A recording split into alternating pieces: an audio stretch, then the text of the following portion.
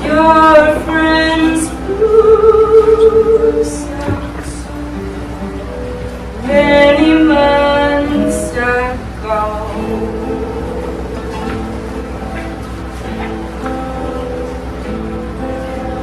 You're just a babe. You cannot fly. Your wings won't spread up against the sky. Your wings won't spread up against the sky.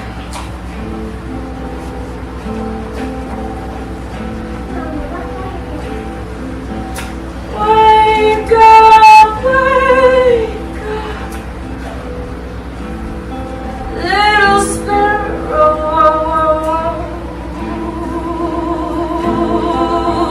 Don't make your home out in the snow. Don't make your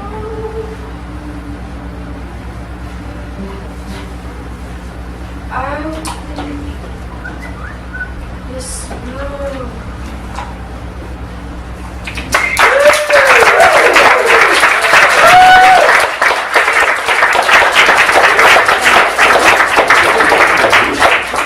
Thank you, Sarah Jane.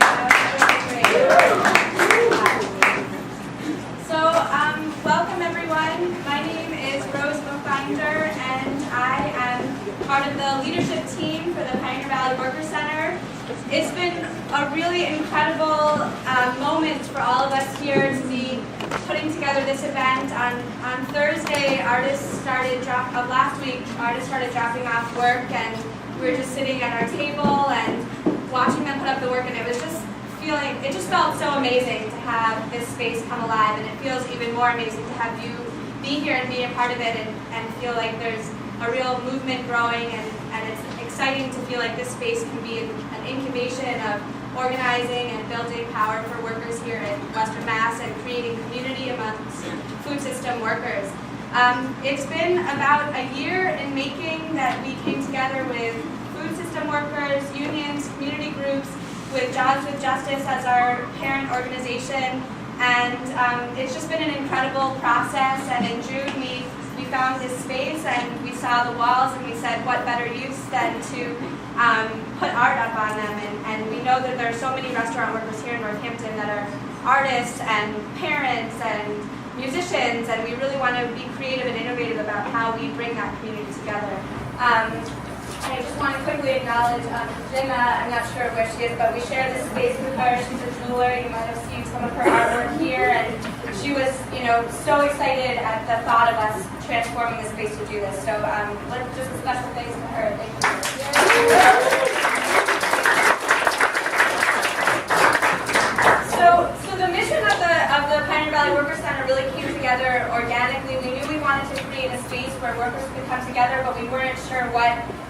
direction would be, and it just happened to be that a lot of workers at the table and a lot of those that came forward as we were forming were workers within our food system. And as we know, Western Mass has a very vibrant food system and has a very vibrant food movement that's invested in creating a just and sustainable food movement, but there hasn't always been a consideration about those workers that are the ones that are serving the food, packing the food, growing the food, and we're really excited to really harness the energy that there is to try to transform the food system, but to also make sure that the workers that are making that food come to our table, that those workers have respect and dignity and a voice in shaping what that food system looks like. So it's really exciting that we're starting today with showcasing the work of restaurant workers in Northampton, and that we can really show the full person, that they're not only just restaurant workers that are there to serve us our food, but they have families and they have other lives and things, but that it's also their profession and they deserve respect and dignity in that profession. So I also wanted to just thank a few folks. Our advisory board, many of whom are here. I was going to read the list, but it's really big advisory board. We just have so many folks that are interested in being a part of it. So if you are on the advisory board, if you could just raise your hand and we can acknowledge you. Yay!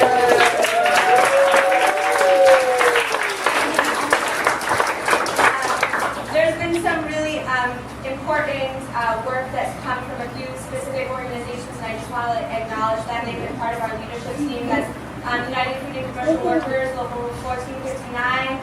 You might even see some of their members. They work at the Brew Valley Market. They work at McCuskers. They work at Greenfields Market. They also work at Stop and Shop. And we're hoping to see a lot more food system workers being represented. Also, Unite Here has been a huge part of this work. They represent workers, the folks that serve the food at Hampshire College. They represent the workers that serve the food at Springfield College. We also really couldn't be here today without the generous and kind support from UMass Labor Center.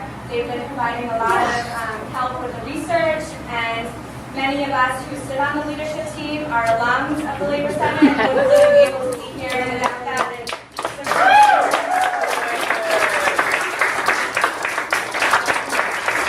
They're celebrating their 50th anniversary with a really great event on November 7th. If you're interested, check it out. There'll be a really great panel. Check it out on their Facebook page at the UMass Labor Center.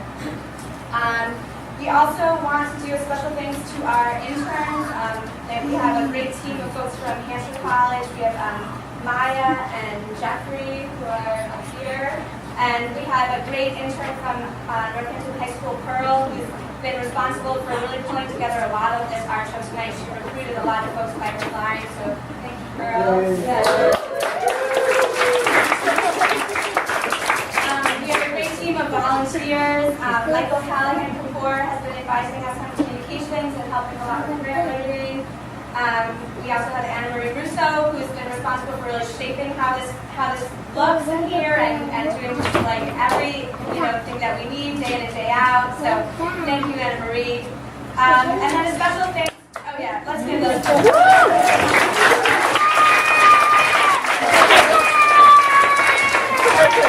A special thanks to the Burger Marx Foundation, who gave us an incredible grant that really kickstarted the organizing and mobilizing of the Worker Center. They allowed us to hire 2 worker organizers who work in restaurants in Western Mass.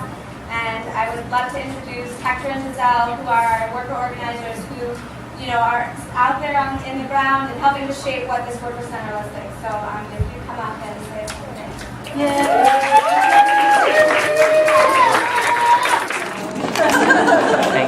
Hello.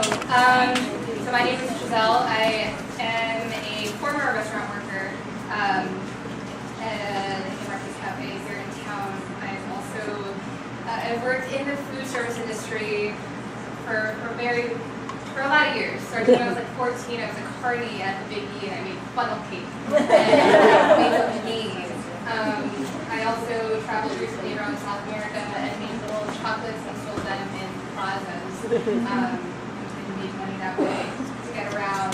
There's something about serving food to people that really satisfies my desire to nurture. So it's an industry that I very much feel connected to, and it does me good. As I've gotten older, I sort of feel like I'm a little looked down upon, and that might be my own insecurities coming through, but it feels like, judgment is sometimes passed. Like, I need to get a real job, I need to grow up, I need to stop working in the restaurant industry. So for me, this art show is really important to kind of showcase, like, there are things that people do outside of waiting tables or getting coffee, breakfast, or dinner. And some of my photos are up on the wall next to some friends and other members of the community. So my purpose, I think, hopefully with this job is to bridge that gap between servers and the people that are being served, and also between the people that are hiring. We take a little bit advantage of our energy sometimes. I will step paper that you wanted to meet that. Great. So I wanted to thank everybody for sharing their art with us. Okay, so I just want to recognize the artists that are here. If you'd like to raise your hand or step up and take a bow, do that. Right here we've got Elizabeth Banish, who works at the Haymarket. She's not here right now. Next to her is Mira Louise.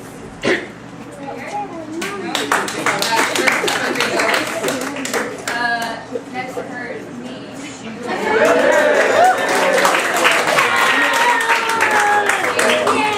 And then we've got Laura Mason.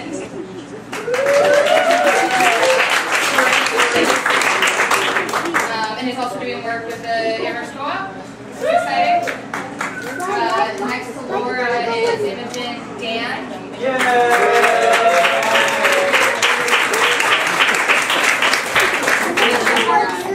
Silver Falls. And then we've got Keith Levesque.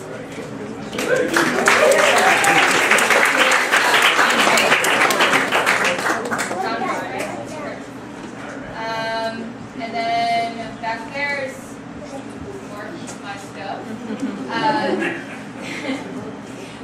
And then we have some of Cassandra Kellum's pieces. They're on the table, and then also behind this crowd of people there, she's got some sculptures there that can be bought and used as vases and cups. She works at Pizza Paradiso.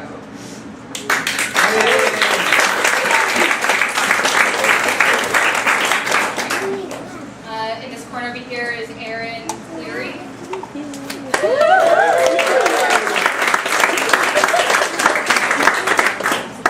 She works at Sylvester's.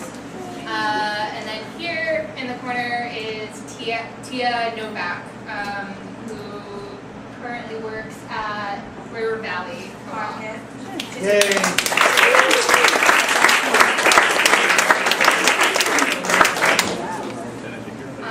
Also worth mentioning, our artists are donating 15 to 50% of the sales of their, so buy the stuff. They're donating They've been very generous to donate a portion of their sales to the Worker Center. So. Yeah.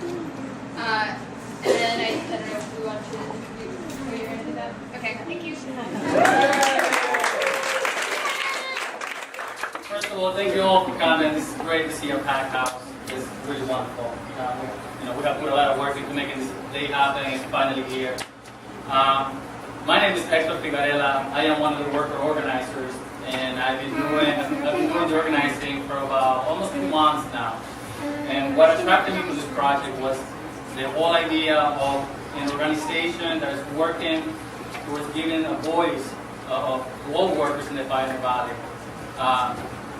Workers who are not heard of, but who are in the background, who are not appreciated.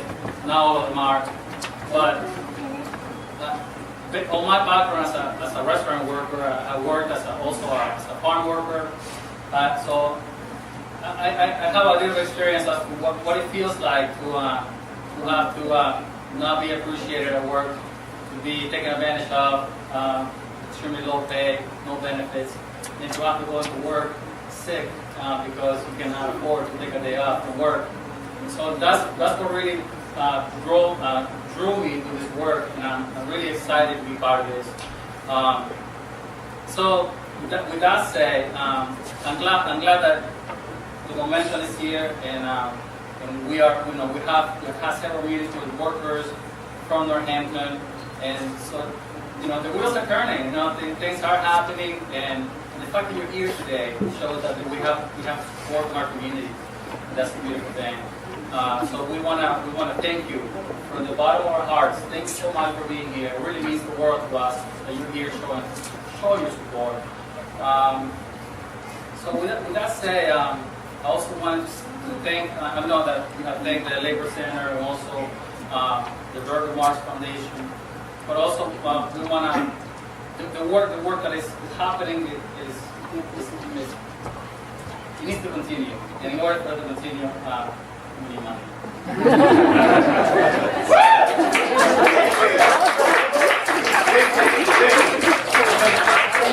Little money, unfortunately, for someone, even though we have amazing volunteers, that the work that we're doing, we're not happy with our amazing volunteers. But we do need funding to keep the doors open and to keep the work going, to keep doing the work that we're doing, and to give a voice to those workers, and the ones who are shaping this are the workers. We want their voice to be heard, to shape that what the Worker Center is and where it's going. So thank you so much. Buy some art, buy some paychecks. Yeah, thank you.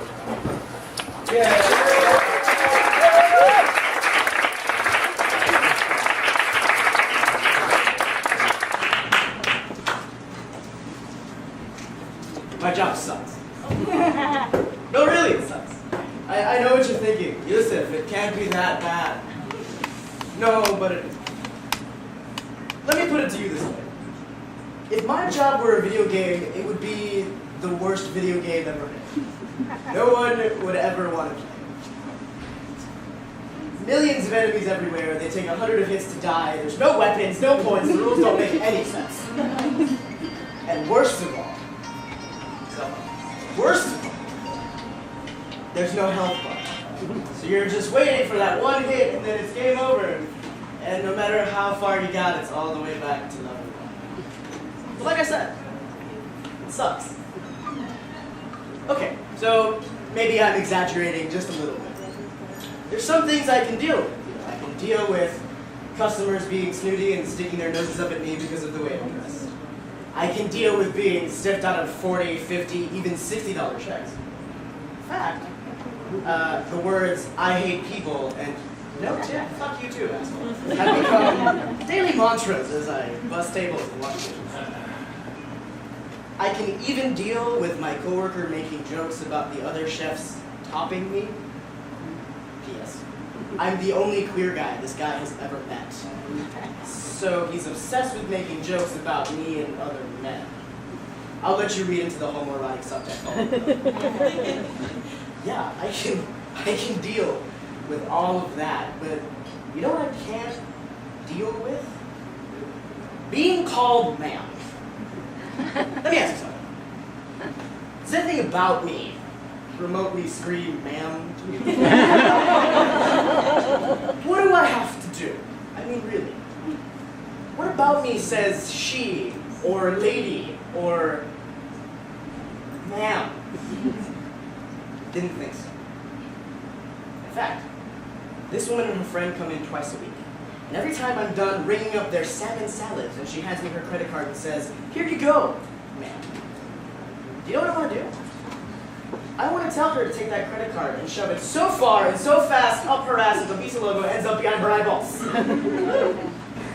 Believe it or not, I'm not a violent person.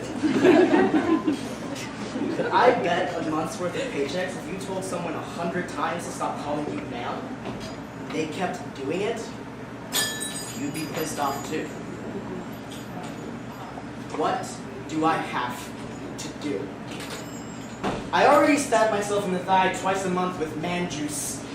I throw hundreds of dollars that I don't have at a doctor to make my chest look and feel the way I feel. I do the gender math in my head all day, every day. Some of you know what I'm talking about. If I just strut and pack, stick my head up, and stick my chest out, but not too much, and if I hide my hips and bite my chest until I can't breathe. If I clear my throat so my voice is deep and first, maybe, just maybe I can get through a day without crying. Because I'm so angry that somebody got it wrong. Again. What do I have to do? I want to ask her. No, I want to scream at her. I want to beg her. I want to shake her and ask her what it is that I'm doing wrong. What code am I missing? What haven't I done already? What do I have to do?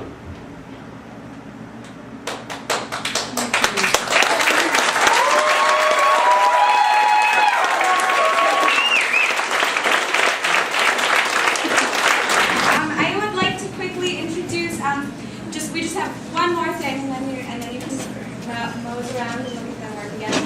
I wanted to introduce Patty Healy, who's our Democrat of the Year, who was moved to say something this evening. So,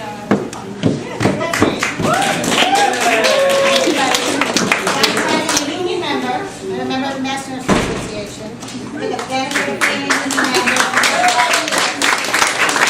I would say, I wanted to comment on the generations here. We have a lot of different generations, which is wonderful. My grandmother was a union member, and she taught me that, she gave me 3 rules. One was always vote Democrat, and the other one was always stick with the union and always vote.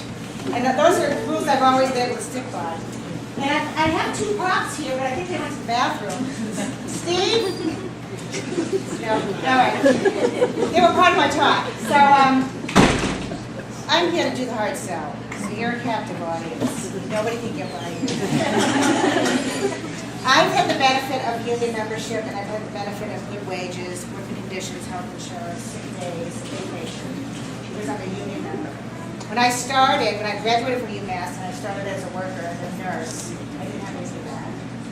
I was making a little over minimum wage, as my mother did.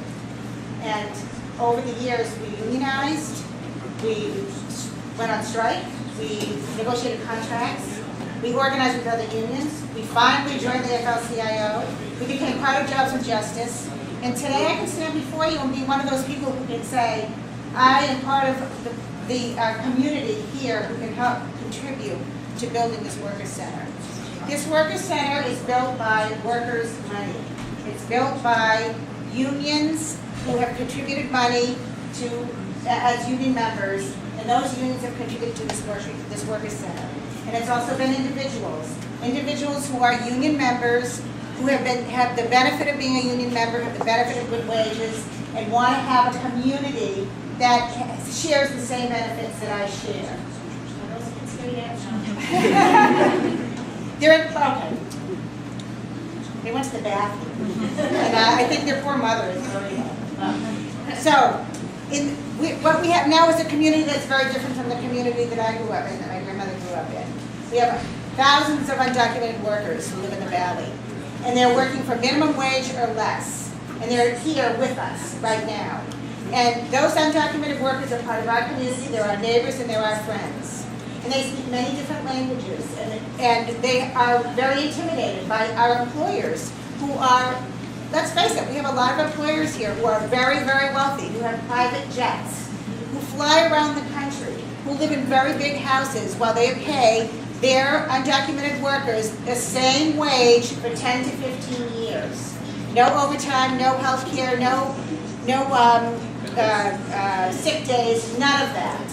So it's our responsibility, I believe, as a community, to work with these workers. Here are my props. Venga conmigo. ¿Dónde estás? Venga, Elizabeth. Here, I wanted to meet Steve and Elizabeth. Steve a little afraid. Steve and Elizabeth are children of workers in our restaurant community. And they are the future of Northampton and the Valley. They're going to live here, they're going to work here, they're going to be going to schools here, and they are the reason why we really need to have this Workers' Center. It needs to be an integral part of our community. So I'm asking you, those of you who can, those of you who are able, please open your wallet. please consider the future of the children of Northampton and the Valley. I'm not lucky that they just showed up just in time. These children are just like our children. These children need the same future that we had and that our children had. So please, when you walk out of this building, consider $1, $5. Consider $10. Some people in this room can contribute $100. I know you can. But the beauty of that is we are building community. We are building a place for artists, for workers, for people who are in our future, who are going to make decisions about us. I ask you, please consider writing a check. Please consider giving to the Workers' Center. Thank you.